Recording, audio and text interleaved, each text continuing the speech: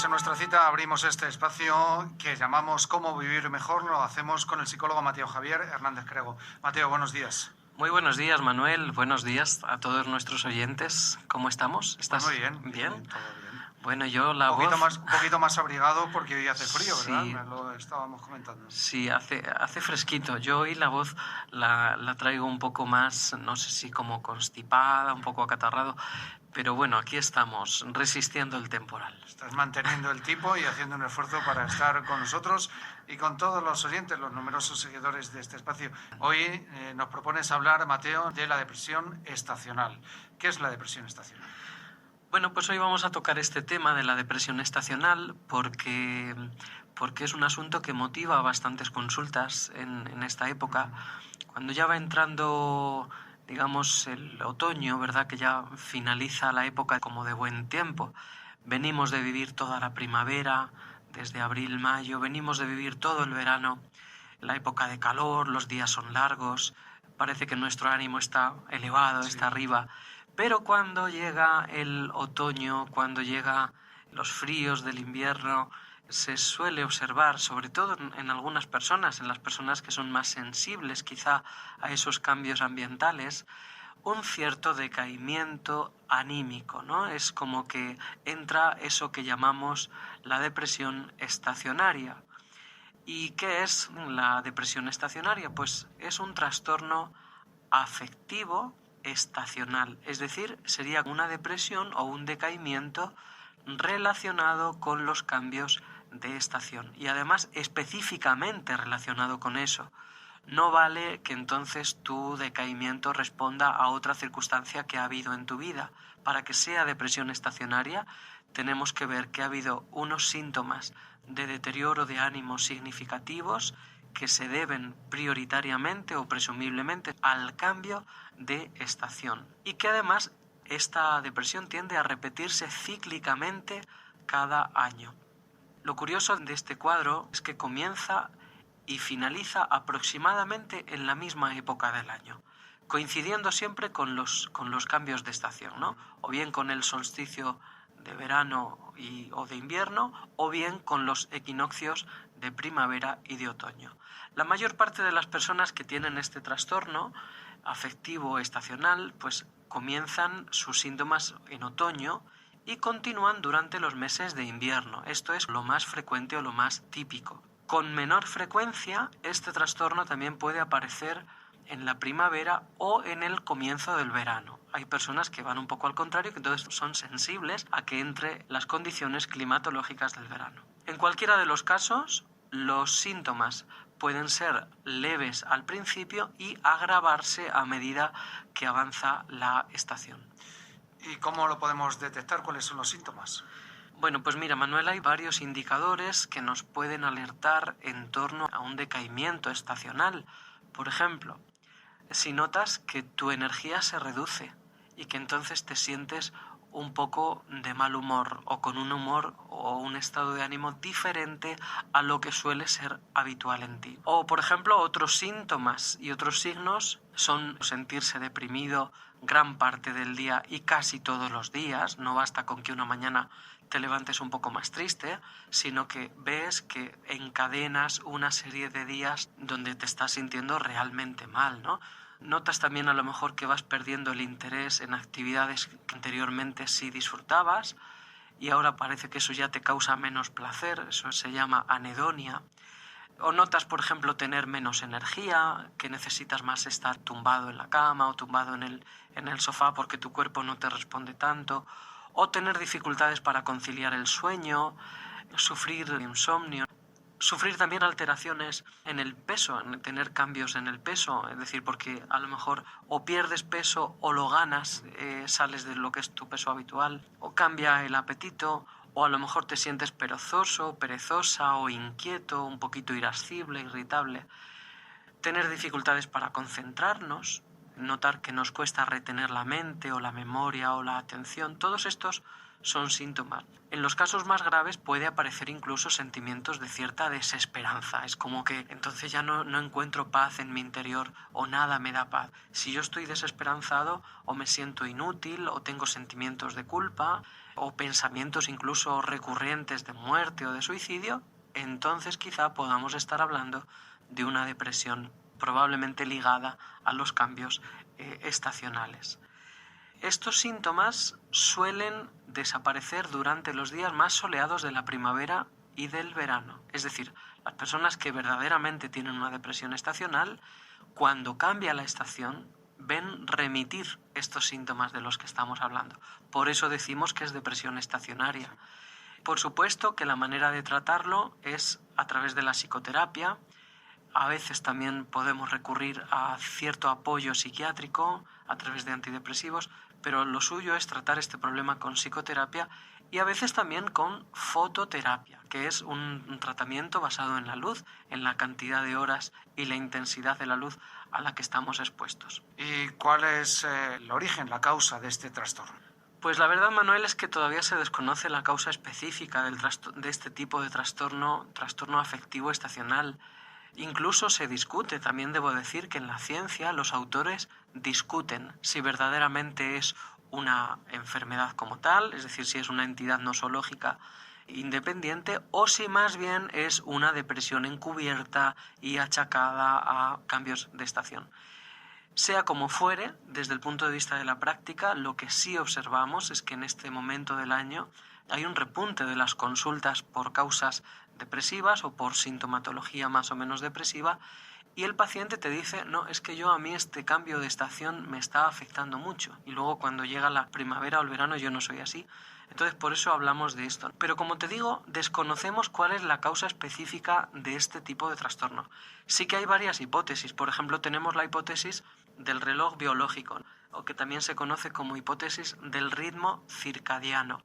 Es decir, el hecho de que el nivel de la luz ahora se reduzca en otoño y en invierno puede provocar aparición de estos síntomas, porque el cerebro es un órgano reactivo y si entonces reaccionas a menos luz, los colores están cambiando, los días son no solamente más cortos, sino que son más grises, hay menos cielos soleados que en otras épocas del año. Entonces, nuestro reloj interno también tiene que ajustarse. Has visto que hace poco hemos cambiado la hora y a todos nos cuesta como 1 día o 2 días de adaptación. Pues pasaría lo mismo con respecto a la estación. Otra hipótesis para explicar esto serían los niveles de serotonina. La serotonina es una sustancia química que está en el cerebro, un neurotransmisor, que afecta directamente a nuestro estado de ánimo. Cuando una persona tiene bien su nivel de serotonina, entonces está bien, está animada, alegre, se siente divertida. Pero cuando la serotonina cae en el cerebro, aparecen síntomas de tristeza, de melancolía, de depresión. Entonces, pensamos que la reducción de la luz solar puede provocar una caída de la serotonina en el cerebro y por eso a lo mejor inducir estos problemas de depresión.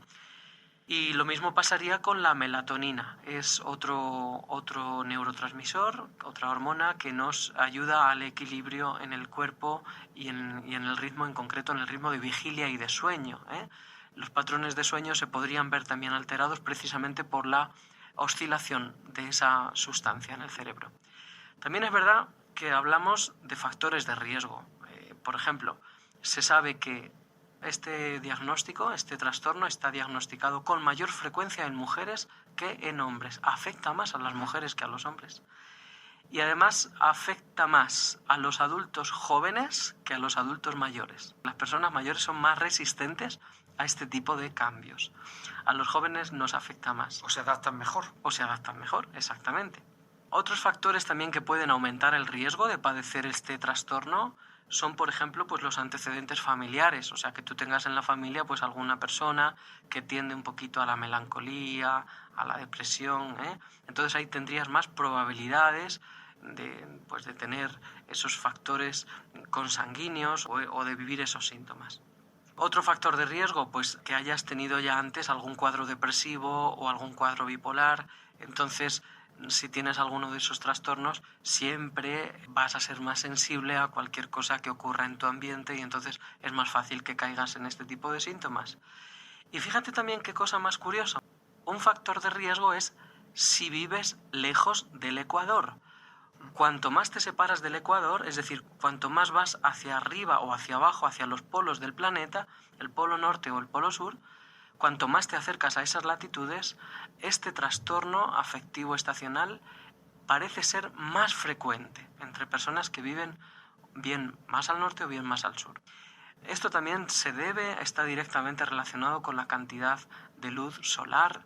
Como quiera, la naturaleza nos afecta, los ciclos lunares nos afectan, las mareas, por lo que sea, nos afectan.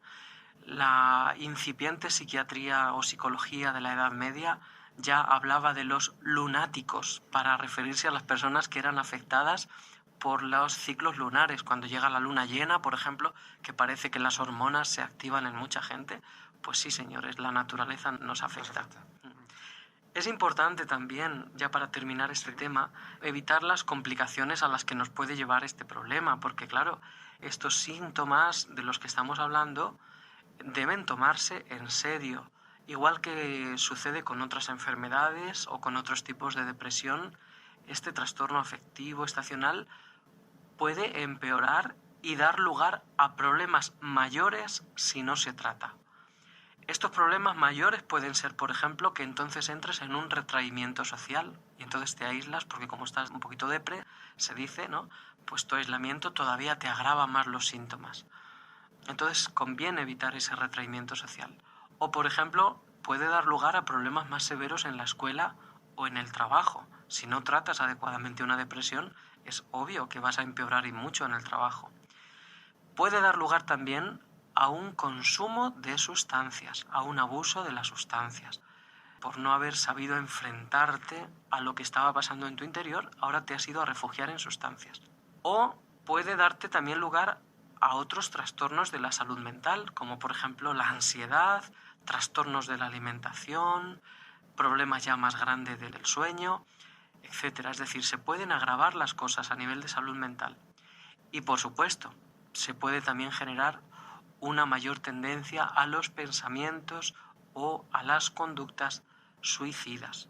Entonces, para prevenir todas estas complicaciones, hay que diagnosticar bien el problema, considerar bien todos estos signos y estos síntomas y, por supuesto, tratarlos antes de que los síntomas empeoren.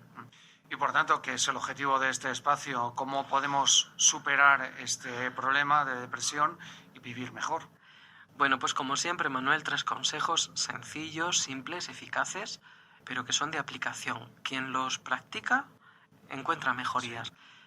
Primer consejo, no ignores ese sentimiento que tienes todos los años. Si es que te estás sintiendo identificado con estas palabras, con este programa que estamos haciendo hoy acerca de la depresión estacionaria, y ves que lo estás viviendo ahora y además recurre año tras año, pues entonces considéralo en serio. No lo tomes como un simple caso de tristeza invernal o bueno, es que ahora me baja un poquito la energía o tengo un poco de bajón, ¿no? Se dice estoy de bajón. No es un problema con el que debas lidiar tú solo o tú sola. Aquí lo mejor y honestamente lo más adecuado que puedes hacer es solicitar ayuda y dejarte acompañar, dejarte ayudar. Dejarte ayudar, que eso también es importante, esa disposición. Muy importante, Manuel. El hecho de que tomemos medidas activamente para mantener nuestro estado de ánimo y nuestra motivación o nuestra emoción estable a lo largo de todo el año. Y hay veces que nosotros eso no lo podemos conseguir por nosotros mismos, por nuestras solas fuerzas. Necesitamos de una persona que nos acompañe. Para eso están los profesionales de la psicología. Hay muy buenos terapeutas, así que cada persona busque el terapeuta con el que mejor se siente y haga psicoterapia. Esa es mi recomendación siempre. Segundo consejo, identifica esos síntomas, es decir, sé sensible a ellos. Mira a ver si los estás sintiendo. No cometas el error de atribuirlos a otras causas o a otras cosas. Bueno, es que estoy cansado, es que ha sido una mala semana. No, es que necesitas darte cuenta de que a lo mejor tu cerebro no tiene la misma situación bioquímica que en otros momentos del tiempo. Entonces, asumir esa realidad. Claro, exactamente. Asúmelo y hazte cargo de tus propios síntomas. Identifica esos síntomas en ti. Y tercer consejo, descansa, rodéate de gente buena, de gente positiva. Pero eso no quiere decir que estés siempre acompañado de otros. Hay veces que tu cuerpo te va a pedir también cierta soledad, cierto momento para leer, por ejemplo, para estar tranquilo, para meditar, para tumbarte un ratito en la cama. Es decir, aprende a darle a tu mente y a tu corazón y a tu cuerpo aquello que necesitas. Y para eso es muy, muy, muy importante, es esencial la gente de la que te rodeas. Porque en gran medida eres, o tu energía está formada de la energía que otros te aportan. Entonces, elige las personas de las que te rodeas y realiza las actividades que mejor te hagan sentir. Si, por ejemplo, a ti lo que te hace sentir bien pues es escuchar un ratito de música clásica, oye, pues genial. Hay otros que a lo que mejor le hace sentir es irse al gimnasio y ponerse a bailar zumba con las compañeras o los compañeros. Hay otros que es que les encanta pasear por estas montañas tan preciosas que tenemos en Béjar, en los alrededores, Candelario, etc. Y dices, pues me rodeo de la naturaleza porque eso es lo que me hace sentir bien. Pues haz lo que te haga sentir bien. Ayúdate a ti mismo, apóyate y ámate. Pero hazlo, ¿verdad? Hazlo. Hay que dar ese paso de hacerlo. Exacto, eso es. Muy bien. Bueno, pues vamos con la tarea que nos pones todas las semanas. Dicen que los maestros ya no van a poner deberes y tareas. Bueno, eso decía. Pero tú sí nos pones una tarea. ¿Cuál es la tarea que nos propones para esta semana? Un pequeño ejercicio, porque al final se trata de pasar estos consejos a la acción. Si no lo convertimos en acción, pues no hacemos nada. La acción que te propongo es, piensa en qué actividad te hace sentir mejor.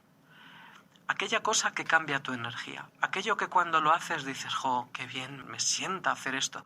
Y el tiempo que no lo hacía, ¿no? El tiempo que no iba yo a tomarme un chocolate con churros, por ejemplo, me decía el otro día uno, y le había venido muy bien.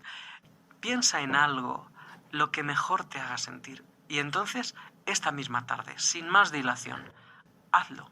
Pasa a la acción, hazlo. Te vas a sentir orgulloso, te vas a sentir edificado y además vas a sentir que has sacado tiempo para ti, que has podido hacer eso. Así es que elige una actividad, la que tú quieras, llamar a una amiga, un amigo, estar con alguien, estar solo, lo que tú quieras, elígela, si quieres incluso ponla en un papel y ahora pasa a la acción, cúmplela, desarróllala en el mismo día de hoy sin dejarla pasar más tiempo. Bueno, estar con gente positiva, eso ayuda mucho, desde luego, eso es una gran experiencia, con la gente que quieres, con la gente cercana, eso te cambia la forma de ver las cosas, siempre que esto sea posible, evidentemente, porque si las personas queridas están lejos, pues esto también complica las circunstancias. Bueno, por un lado piensa también, Manuel, que querer es poder. Nosotros es verdad que tenemos dificultades como la distancia, pero también es verdad que la tecnología nos ayuda mucho. Hoy en día el Skype o el WhatsApp que te permite hacer videollamadas, videoconferencias, tienes a la otra persona al otro lado del móvil, que tantas veces lo usamos pues para ver cosas que no son tan positivas o tan constructivas, y lo podemos también usar para acortar distancias con las personas que tenemos lejos, mientras eso no nos lleve a agrandar distancias con las personas que tenemos cerca, que ese es el gran problema del móvil. Pero siempre que podamos, si por ejemplo lo que te hace bien es hablar con una persona que hace mucho que no hablas, pues llámala esta tarde, dile, oye, mira, te puedo hacer 5 minutos una videollamada que me apetece verte, quiero verte la cara, quiero ver dónde estás. Entonces eso es muy importante. Y luego lo que dices, rodearnos de personas buenas, porque fíjate también que a veces es preferible estar solo que estar mal acompañado.